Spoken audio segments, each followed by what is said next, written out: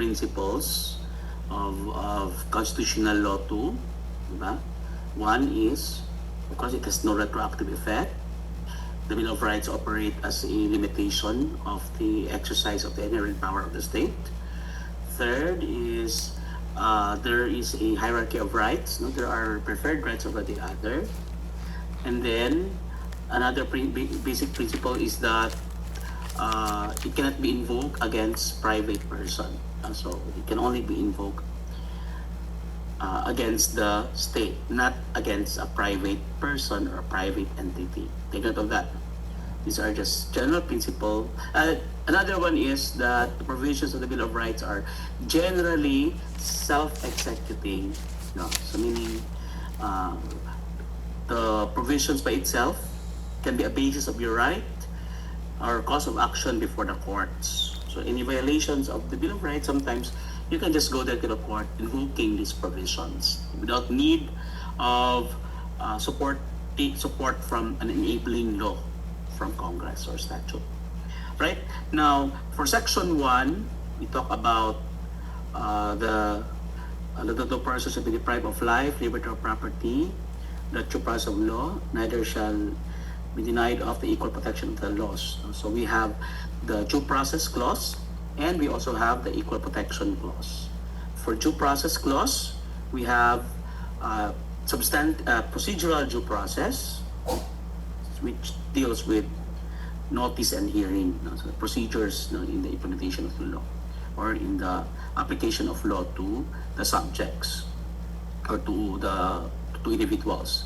And then the other one is the substantive due process, which relates to the intrinsic validity of the law. Is the law constitutional? Is the law a valid exercise of police power?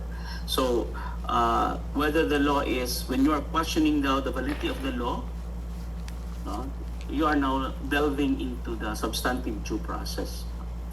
Now, if it is a vague law, as to the term used is not understandable, or it lacks sufficient standards, so that there is no area of confusion or area of differentiated meaning. So in the end,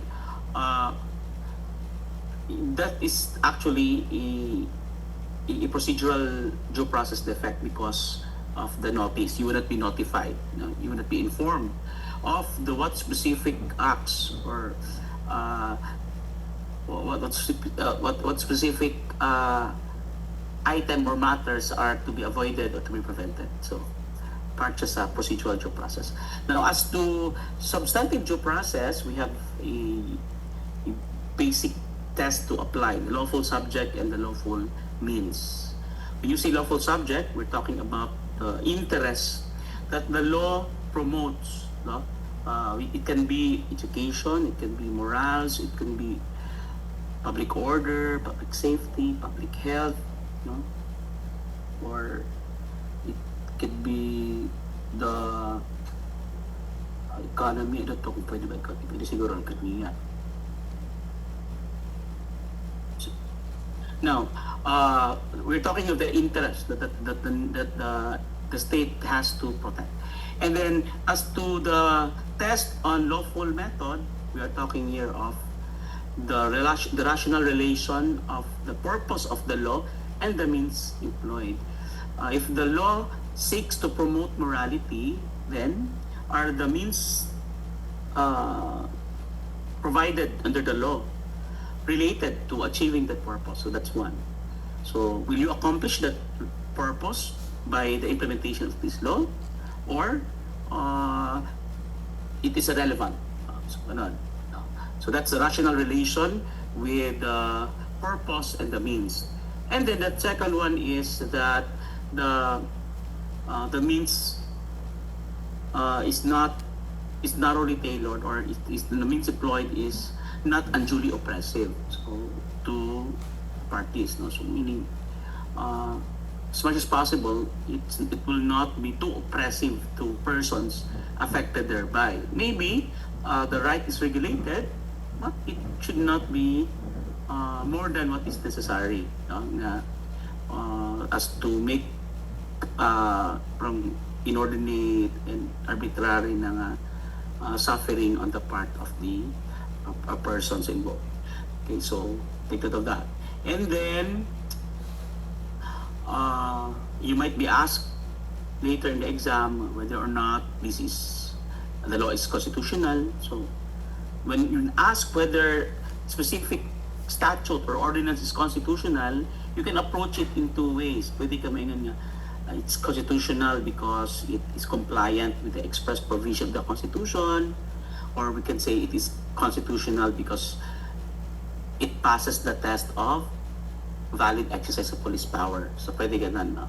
So you have to be watchful on what is likely being asked, or what do you think the examiner want to know based on this question. Kasi kasagaran kasi mamali og answer kasi you don't understand ano pa hinihingi. So ano ba itong gusto kong malaman? Ano bang tinetest ko sa inyo? Sometimes they will just answer. People non-responsive. No, I've been checking constant to review exam results niya. I was surprised. Napag-iuban niya. Mo-answer sila rule on the admissibility of the evidence. Tapos ang tubag, yes. No, why did you say yes na? I'm asking for a ruling. I did not I didn't ask a question that calls for a yes or no. May mga tubag, yes. No, bakit may yes? No? The answer should correspond to what is asked for. So if it's a ruling, so I rule in favor of, I sustain on the ground. Dapat i-state niyo yun. No? You should please answer the questions accordingly, no, and appropriately. No? Do not be misleading or do not be non-responsive to the question. Okay? Sometimes the question is not answered at all. May correct na principle na is the law constitutional, pero ang sagot nila police power, yun pala ang hinihingi ko pala is equal protection clause. So that's why ano ba yung hinihingi ko na principle, no? Even if you say no, and it should be no, but the reasoning is not correct, it's still wrong. So kailangan, when you say no, make sure that you quote the right principle. So that's why you have to be careful. Ano ba hinihingi? What is being tested here? Because I might be asking, is the law constitutional? Maybe I'm looking for the provisions of equal protection clause, or maybe I want to test your knowledge about the express provision of the Constitution, or whether I'm asking if it is a valid exercise of police power. So that's how you play in answering the question. So take note of that, no? So as regards to second part of section 1, we talk about the equal protection clause. So classification. So general, as much as possible, we treat objects similarly situated. No? There is no guarantee that we treat all items, all objects, all persons equally. So the Equal Protection Clause guarantees equal treatment of things similarly situated. Okay? Not equal treatment among all things. Hindi naman yan, that's impossible na equality. May even sa gender equality, pero pwede mo lang, there is substantial distinction. No? May regla ang lalaki. So, na-adjoy distinction, no? Calls for a distinction. So, the law, if it's for women, it should apply to all women without distinction to one in the same gender. So, unless the law is intended to apply to all. So, meaning to say, in Equal Protection Clause, the challenge is if you're asked whether the law is constitutional on the basis of equal protection, so you look into the first, if the Constitution itself allows classification. So if it's constitutional because the Constitution allows it, expressly provided, which allows classification. Anan. Pero kung hindi naman siya makikita sa Constitution, then you now look into the test of valid classification. Why do you classify? So you apply the test. No? It should be the classification. There should exist a substantial distinction, no, between the classes. No. Second, the classification is germane to the purpose of the law. Then it should equally apply to all subjects of the same class, and it should not be applicable on limited conditions. So, hindi lang siya limited ang kanyang application or based on limited time. So, yun yung requirement. So, you have to memorize these elements, no, to test a valid classification. Now, when is equal protection violated? Well, number one, if you classify when classify is not allowed. Ayun. Second, when you fail to classify when distinction exists. So, these are the things that should be considered. Magputang ka o balaod that will apply to all, which shouldn't be. Sabihin natin na maternity leave for all, hindi man ka pwede mo apply maternity sa lalaki, hindi mo na mga anak. So, that would be unconstitutional. No? You have to distinguish. Now, if you also distinguish when there is no need, you will also violate the Equal Protection Clause. No? Sabihin natin na only Catholics are given parang prayer hour during work. That will be unfair. No, bakit sila lang? When everyone enjoys the right of religion. Okay. Now, that's for section 1. For section 2, we're talking about search and seizure. So, seizure here can be of things by virtue of a search warrant or by virtue of a warrantless search, or person by virtue of a arrest warrant or based on allowable warrantless arrest. Okay. So take note that violations of section 2 will render all evidence obtained inadmissible, no, as a fruit of poisonous tree. So meaning it's inadmissible, it is inadmissible against the persons, it's inadmissible against any proceedings, and it's also inadmissible against third parties. So hindi siya magamit. Okay, fruit of poisonous tree siya. So when is it a fruit of poisonous tree? One, if it's obtained with a void warrant. So it's obtained without warrant. Search warrant. Or it's obtained by a void warrant. Ano yung mga void warrant? Yung mga general warrant. Walang specificity sa offense, sa object, sa place, na hindi specific. Second, yung wala siyang yung search warrant, walang probable cause in the issuance thereof. And of course, in the implementation of the search warrant, kung walay body-worn camera, no, or walang alternative recording devices, or walay witnesses required in the implementation of the warrant. Or second, another one, it's a fruit of poisonous tree if the seizure is made in an invalid warrantless search. We know very well that we have 10 very limited allowable instances of warrantless searches. If it doesn't fall to this exception, presumably it is illegal. Okay? So, now, as to arrest, alam naman natin na 3 conditions lang under the rules ang warrantless. No?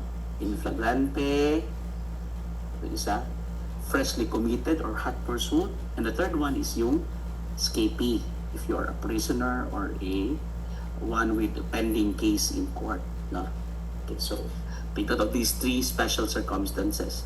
As to in flagrante, dito, take note that the law enforcer is perceiving, personally, no, has personal knowledge, himself having witnessed the crime being committed, is about to be committed, or has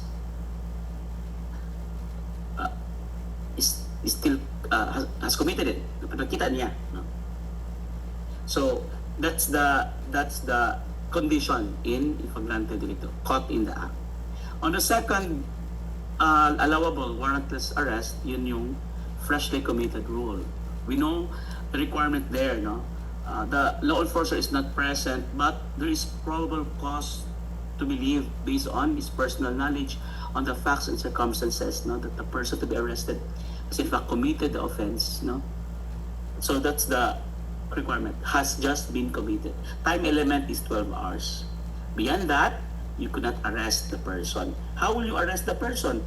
Regular filing. You file the case so that the court will issue warrant of arrest. Okay.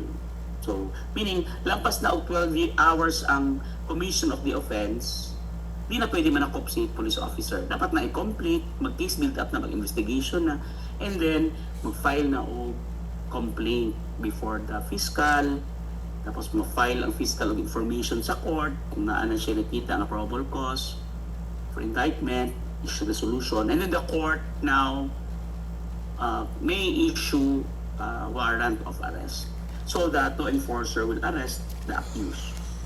Okay? So, take note of these conditions. Okay? Kung naa may technical kaayuan na, especially on the search warrant, no? Katong rules natin sa place, sa specific requirements, no? Kung ano sa siya pwede. If the place is identified clearly, then you go to the specific place stated. Do not go to the adjacent. If it's in general terms but ascertainable, provided it is under the control of the same person, pero if it is compound with several owners, then specific location should be identified. Okay? And only that specific place can be searched, not the adjoining one. That's the rule that we follow. Okay? Now, for Section 3, we are talking here of another freedom, no? Another protected privacy, which is the privacy of communications and correspondence. Okay? So, remember the case of Cadajas Jr. versus People. I'd like you to read that. Okay? Now, remember that when you voluntarily give your password, your account to another person, there is already absence, or there is a reduced expectation of privacy. So it becomes accessible. Whatever is obtained there can be admitted in evidence. Kaya wala naman kay privacy yung gihatag. So pwede na niya ma-access, pwede niya i-present. Now what if wala pa naghatag o authority, gihak niya, hindi siya pwede admitted in evidence. Kung yan, gahad siya o kanang hacker niya, gihad yung panikamutan nga whatever, kung an means nga sulod niya ang imuhang system, niya, makuha niya ang imong password, etc. And pwede na kami inadmissible na for violation of my privacy, no? Because there was no consent. But once you give the authority to another person to access your account, to give the password, there is already reduced expectation of privacy. Whatever is obtained when search can be admitted in evidence. No? And then, tapos, ano pa yung importante dito? It cannot be invoked, the right of the constitutional right to privacy of communication correspondence, or the constitutional protection of privacy cannot be invoked against private person. You can invoke the right to privacy against a private person, no? But not the constitutional privacy. The privacy provided by the law. Di ba, remember na sa civil code, di ba naman kayo, di ba, katong sa damages, katong sa suit, katong kung you're prying at the privacy of another, di ba pwede ka maka-file o damage. So, privacy is protected under the law. We even have Data Privacy Act. We also have yung wiretapping law or bank secrecy law. So we invoke statutes to invoke these privacy rights. No? Pero insofar as Section 3 of Article 3 is concerned, you have to invoke it against the state only, against the court, against the law enforcers, not against private persons. Okay? Now, take note of the rule on the data privacy. The rule of the habeas data, which is an extraordinary remedy. If you want your personal information to be preserved, or if some confidential information need to be destroyed, then you avail of this extraordinary remedy. But you have to establish a nexus between your right to privacy and your right to life, liberty, and security. Meaning, the invasion to your privacy, the proliferation of this private and confidential information has affected your life, your liberty, and security, such that the court will issue this extraordinary writ. Okay? Now, take note of the different categories of privacy. We have informational privacy, meaning your control to your personal information. Second, we have locational or situational privacy, which pertains to the physical space, your private space. You have the right to be let alone. You can exclude anyone, everyone, because that is a right. So that's another category of right. And lastly, you have decisional privacy, which talks about your right, your privacy to self-autonomy, to decide on your own, your growth, your development, your productivity, or etc., your family planning, your decisions in life. That's it. Now, ano pa importante dito sa privacy of communication? Okay. Data privacy, well, explain ko na. Sa Data Privacy Act, ano siya, ang the liability natin sa Data Privacy Act is yung confidential na personal information.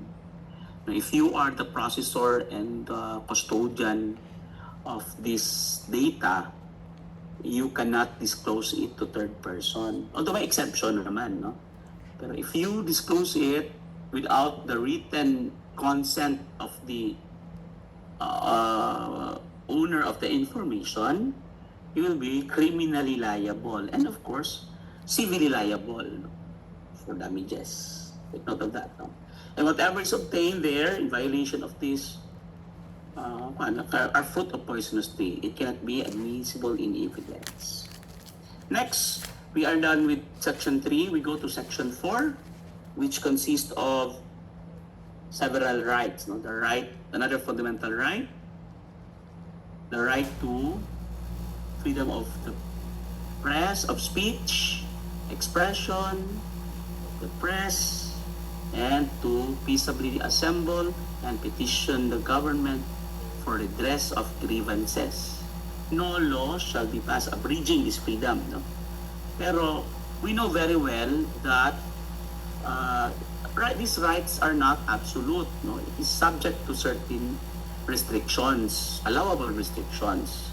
So restrictions can be a prior restriction before the publication of the expression or subsequent penalty, or subsequent sanction. Meaning after the publication, you are already charged accordingly. You meted the penalty for the expression. Okay, so take note of that. No? So as to restriction, we have two kinds of restrictions, forms of restriction. One is content-based restriction. The second one is content-neutral restriction.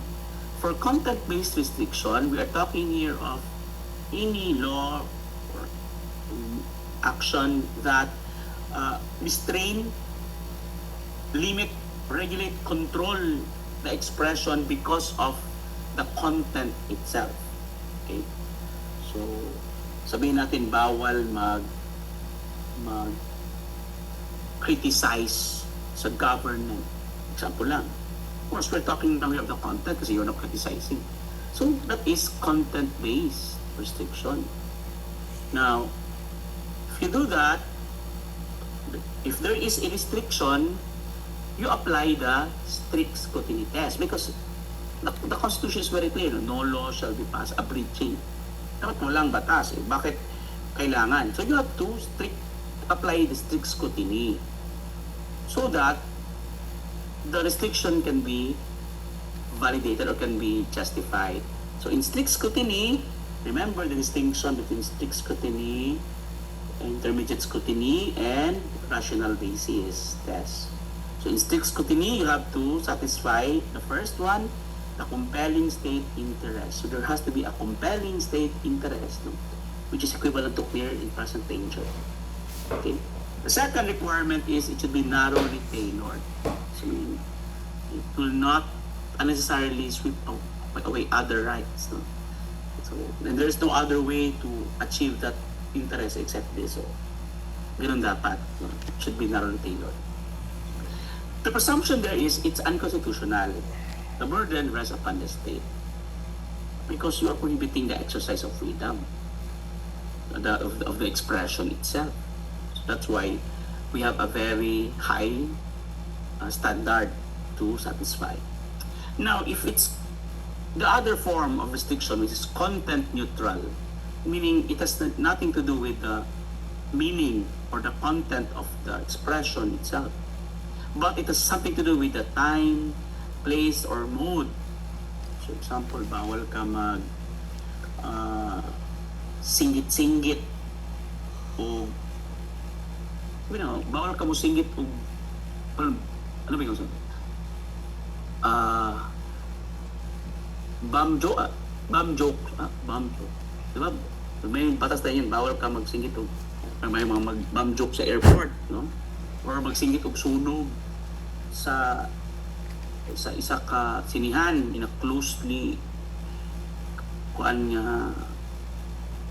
crowded facility venue, di ba? It's penalized under the law, no?